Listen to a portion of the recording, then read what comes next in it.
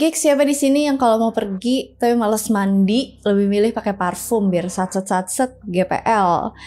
Kalau aku sih kayaknya nggak enak ya kalau nggak mandi terus pakai parfum gitu, nanti lama-lama parfumnya kayak bewong. Emang ya parfum itu udah jadi kebutuhan sehari-hari kita buat beraktivitas. Selain bisa bikin badan kita wangi, bisa juga nih bikin kita lebih pede. Tapi kalian tahu gak sih kalau parfum itu tuh udah ada dari ribuan tahun lalu loh. Gimana sih cara buatnya dan apa bener ada sejarah gelap tentang pembuatan parfum? Ayo kita bahas.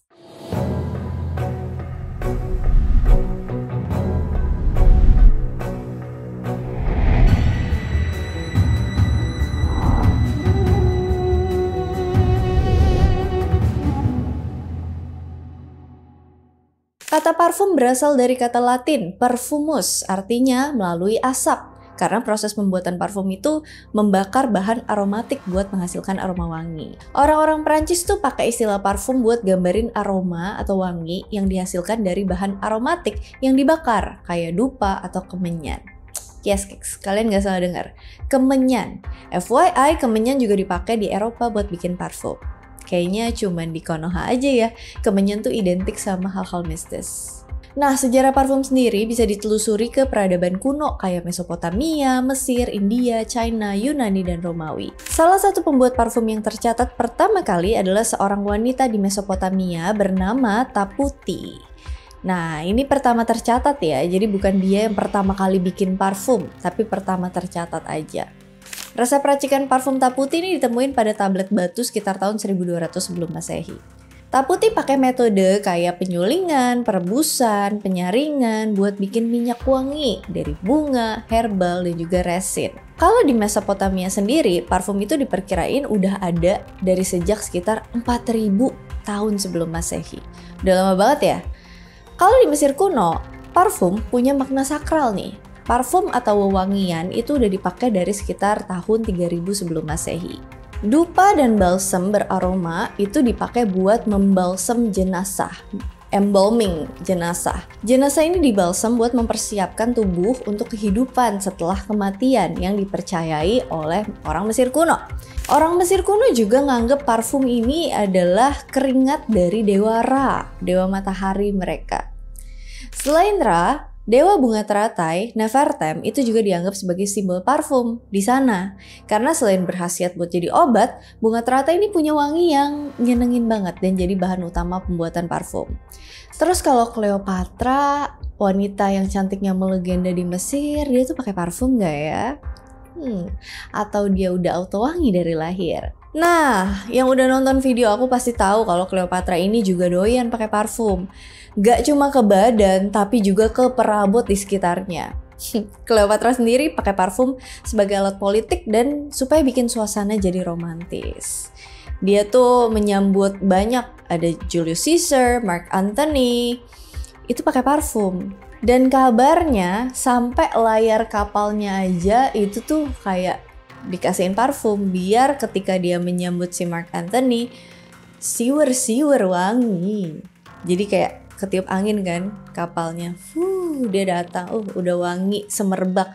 Gimana gak kelepek-kelepek ya? Tapi di Mesir, bahan-bahan yang dipakai buat bikin parfum itu tidak selalu aman, FYI. Parfum yang biasanya dibikin dari campuran minyak nabati dan lemak hewani itu kadang juga dicampur dengan logam berat kayak timbal dan juga merkuri. Zat-zat ini gak cuma berbahaya bagi pembuat parfum, tapi juga bahaya buat mereka yang memakainya. Itu kalau di Mesir kuno. Agak mirip-mirip sama di India dan China. Di India dan China kuno, wewangian itu juga dipakai buat ritual agama dan juga pengobatan. Sedangkan di Yunani dan Romawi kuno, parfum itu dianggap sebagai tanda kemewahan dan keanggunan. Selain buat upacara keagamaan, penggunaan parfum itu juga buat perawatan pribadi. Dan semenjak itu, parfum jadi salah satu barang dagang yang berharga. Munculnya jalur sutra bikin perkembangan parfum jadi semakin pesat. Apalagi di zaman keemasan Islam, pembuatan parfum dengan pengembangan teknik kayak penyulingan uap yang dilakukan oleh Ibnu Sina itu memungkinkan ekstraksi minyak esensial murni, terutama buat menghasilkan air mawar. Pembuat parfum Arab dan Persia itu menciptakan tradisi wewangian yang tahan lama dan juga parfum yang kompleks. Bahan-bahannya tuh kayak musk, ambergris, dan berbagai rempah-rempah lainnya. Nah, perkembangan pesat pembuatan parfum di wilayah Timur Tengah ini mempengaruhi pembuatan parfum di Eropa. Pada abad pertengahan dan Renaissance di Eropa, parfum itu jadi lebih halus. Ya, kalau misalnya di Timur Tengah itu yang kayak agak nyenggerak banget, wangi banget, di Eropa diperhalus. Teknik penyulingan dan minyak esensial yang berasal dari ekstra tanaman atau hewan itu jadi dasar pembuatan parfum modern. Parfum-parfum itu sering dipakai buat nutupin bau kotoran manusia, karena sanitasi ini merupakan kemewahan yang cuma mampu dibeli oleh segelintir orang pada masa itu. Karena zaman itu sistem pembuangan limbah perut kita masih belum bagus, gigs. Di London tahun 1858, mereka tuh masih belum bisa mengatasi masalah limbah perut kita, ditambah limbah pabrik juga. Waktu itu di London ada kejadian The Great Stink. Sungai Thames waktu itu ngeluarin bau yang bikin satu kota London mau pingsan banget saking baunya. Tapi solusinya Sungai Thames nggak diguyur pakai parfum ya, karena parfum mahal banget harganya.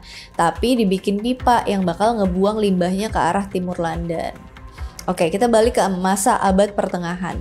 Di Prancis, para bangsawan itu gunain pomme d'ambre atau bola pomander. Bola besi kecil ini dipakai buat jadi parfum gantung yang bisa dibawa kemana-mana. Ada juga yang dijadiin kalung, gelang, atau dipegang gitu aja. Dan gak semua orang bisa punya bola pomander itu karena ya harganya pasti cukup mahal. Nah, kalau pas zaman Black Death, parfum itu dianggap sebagai pencegah penyebar wabah. Kalian kalau pernah lihat para dokter pakai topeng burung yang ada paruhnya itu karena di paruh burungnya itu mereka ngasih bunga kering, rempah-rempah, dan cuka. Mereka yakin kalau wewangian yang menyengat itu bisa mencegah tertular wabah Black Death. Jadi topeng burungnya tuh bukan buat gaya-gayaan ya gigs, tapi emang ada fungsinya. Tapi nggak tahu juga sih efektif atau enggak dalam mencegah tertular wabahnya. Masih di abad pertengahan, parfum di Italia dan Prancis mulai nih pakai bahan dasar alkohol. Parfum pertama yang dari alkohol ini disebut Queen of Hungary Water. Bahan lainnya itu ada rosemary dan juga mint. Parfum ini dihadiahin buat Ratu Hungaria saat itu, Ratu Elizabeth, sekitar tahun 1370. Periode ini juga ditandai oleh eksperimen dengan zat-zat yang sangat berbahaya. Karena itu, parfum pada saat itu nggak cuma sebagai sekedar alat kosmetik, tapi juga dijadiin alat pembunuhan. Munculnya parfum beracun yang pakai zat-zat mematikan kayak arsenik, belladonna, dan strychnina yang berasal dari biji tumbuhan. Zat-zat tadi itu dicampur ke dalam botol-botol parfum.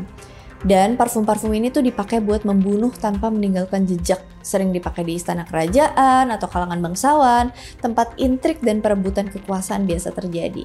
Banyak tokoh terkemuka pada masa itu, termasuk paus, raja, dan ratu, diracun dengan cara yang sangat halus, sehingga kematian mereka awalnya dikaitin sama penyakit, padahal mah diracun pakai parfum. Salah satu contoh yang terkenal adalah kisah tentang peracun terkenal, Giulia Tofana, seorang wanita Italia yang pada tahun 1600-an menciptakan parfum mematikan yang disebut sebagai Aqua Tofana. Tofana jual ke para wanita yang mau menyingkirkan suaminya yang ngelakuin KDRT. Parfum ini dicampur dengan arsenik dan efeknya tuh lambat, tidak terdeteksi. Jadi semacam metode sempurna buat meracuni seseorang secara diam-diam. Tofana diyakini udah meracuni ratusan bahkan ribuan orang sebelum dia ditangkap dan dieksekusi.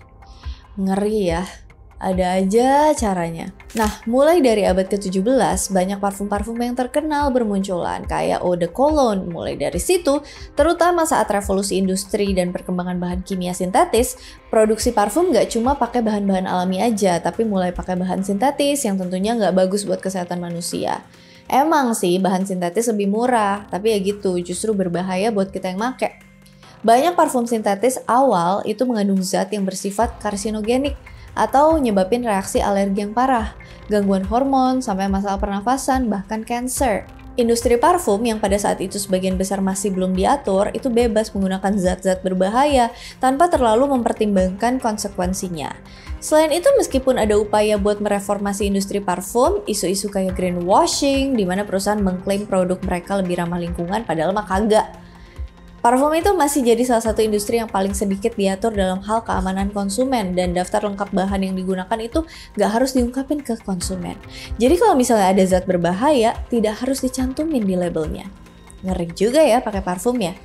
Kenapa sih mereka nggak pakai bahan-bahan alami aja biar aman dan nggak pakai bahan sintetis? Jawabannya adalah karena bahan-bahan alami yang dipakai buat bikin parfum itu mahal. Dan kalau pakai bahan dari hewan, hewan yang sekarang dilindungi sama undang-undang karena terancam punah. Makanya pakai bahan sintetis yang lebih murah. Ya namanya juga bisnis, pasti akan nyari keuntungan sebesar-besarnya. Tapi seharusnya sebisa mungkin jangan sampai merugikan konsumen ya. Nah, pasti kalian mikir gitu ya, penasaran apa sih bahan parfuming dari hewan? Nah, salah satunya itu ambergris yang tadi di awal udah sempat aku sebutin. Kalian ada tahu nggak ambergris itu apa? Ambergris itu zat lilin yang mudah terbakar yang berasal dari sistem pencernaan paus sperma. Ini paus sperma ya gigs, bukan spermanya paus. Paus sperma. Ambergris ini dipakai dalam pembuatan wewangian sebagai bahan pengikat buat menstabilkan aroma parfum berkualitas. Kalau gitu bahan ini emang agak susah sih. Nah, orang Tiongkok zaman dulu tuh percaya bahwa ambergris ini adalah ludah naga yang jatuh ke laut dan mengeras. Dan orang Yunani kuno itu juga suka nambahin ambergris bubuk ke dalam minuman buat nambah rasa. Raja Charles II dari Inggris itu suka makan ambergris pakai telur. Bentuknya kayak batu gitu dan lumayan langka, harganya tuh wow banget deh. $25 per gram. Sepotong ambergris seukuran bola tenis itu bisa bernilai ribuan dolar. Carinya di mana sih? Nah, ambergris ini biasanya ngapung dan terdampar di pulau-pulau tropis dan pesisir Afrika, China, Jepang, juga Amerika. Batu ini tuh sering ditemuin di garis pasang surut setelah pasang tinggi. Sayang banget ya nggak ada di pantai Indonesia ya. Karena harganya mahal banget, produsen parfum itu lebih milih bahan sintetis ketimbang pakai ambergris yang asli. Nah, selain ambergris, ada lagi nih bahan parfum yang berasal dari hewan, yaitu musk deer atau rusa kasturi.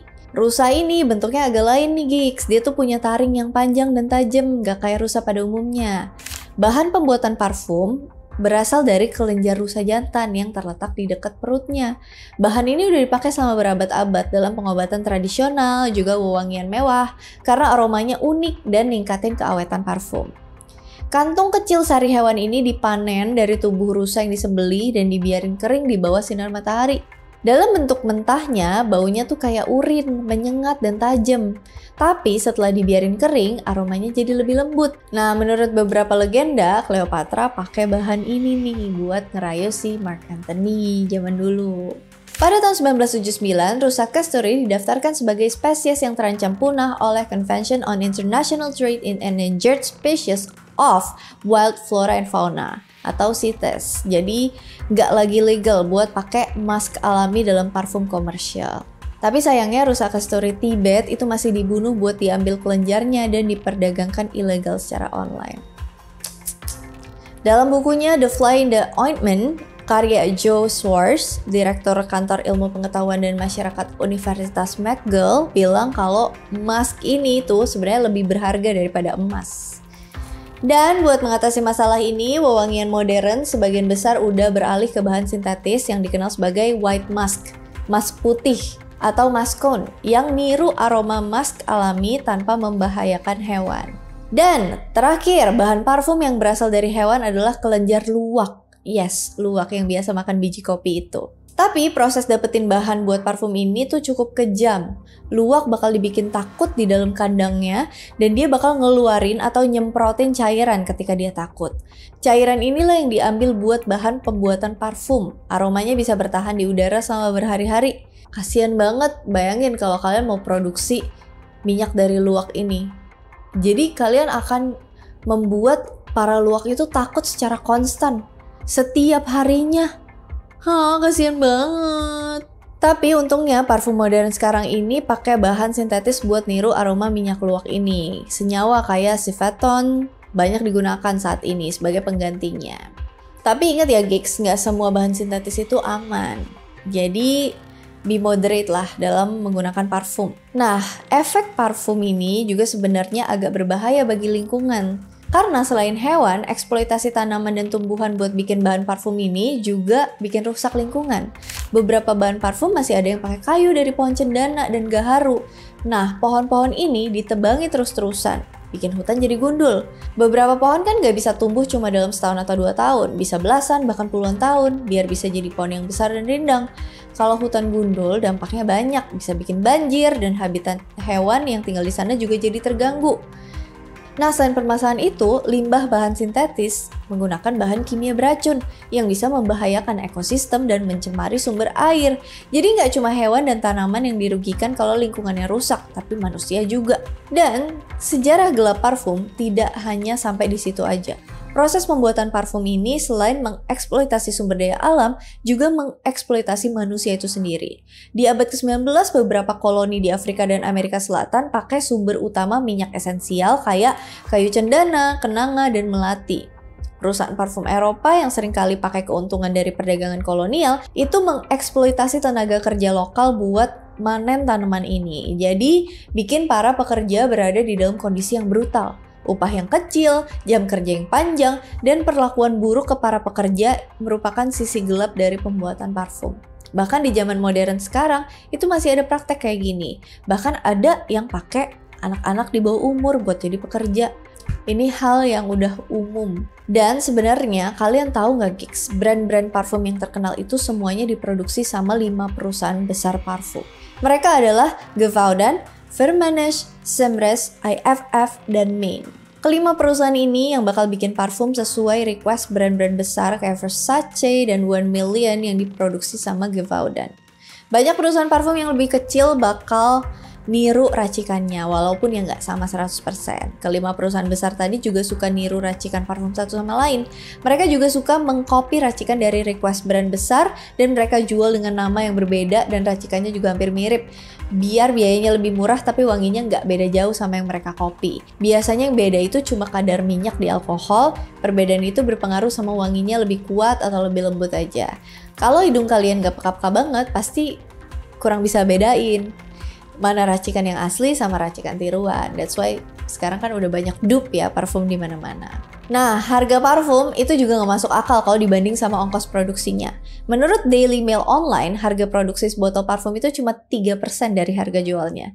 Jadi kebanyakan akan cuan 97%. Ini tolong dikoreksi kalau salah ya. Kalau menurut Le Nouvel Observateur, parfum yang seharga 100 euro, biaya produksinya cuma 1,5 euro aja. Aku pindah profesi jualan parfum aja kali ya. Tapi sebenarnya kenapa harganya bisa mahal? Jadi sebenarnya pas dari pabrik udah selesai produksi bahan jadinya, mereka jual dengan harga yang sama ke perusahaan parfum. Nah, perusahaan parfum ini nantinya bakal ngencerin dengan alkohol dan juga mengemas dalam bentuk-bentuk yang mewah dan elegan. Kadang mereka juga kan ngeluarin limited edition yang pastinya diburu sama pecinta parfum.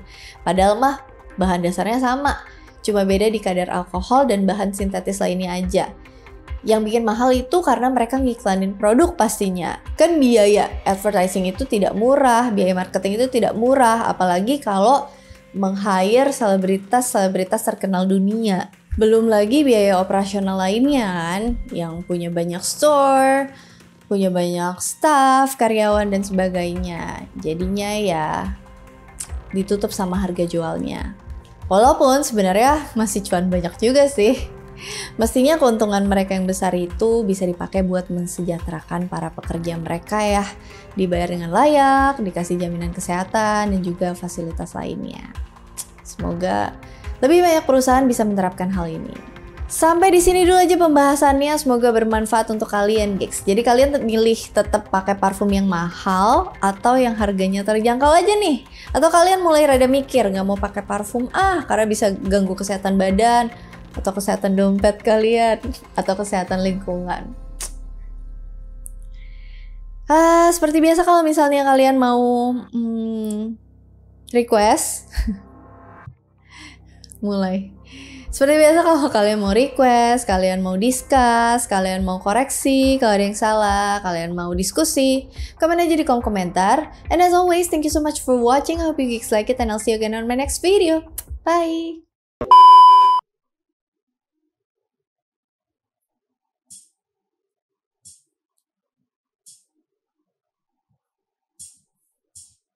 Itu kalau di Mesir kuno. Kalau di India dan China kuno itu agak beda lagi. Salah. Pada tahun 1979, Rusa casturi didaftarkan sebagai spesies yang terancam punah oleh Convention on International Trade in Endangered. Cairan inilah yang diambil buat bahan mereka adalah Givaudan, Firmenich, Semres. Apa sih bacanya Semres ini? Semres aja lah.